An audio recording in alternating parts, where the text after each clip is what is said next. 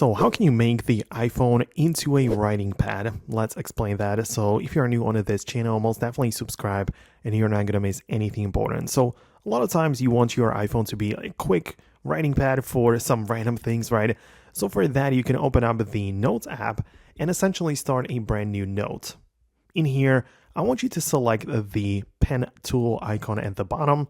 Like that, you can then switch from the different tools.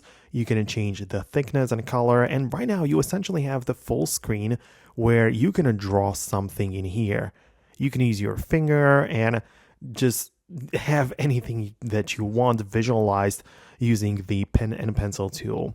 Obviously, you can then delete it or, erase the individual objects and whatnot, but that's how it generally works. This is the best way because you can use it without downloading any third-party app whatsoever. Keep in mind, however, that there are some dedicated drawing apps on the App Store, which you can, of course, explore and download for your device. But I believe that using the Notes app is very simple for just quick drawings or visualizing some stuff that you want. So let me know what you think about that below in the comments. If you have some other things that you wanted to achieve, most definitely let me know about that below in the comments. It's possible I'll make an updated video just about that, but that's it from me.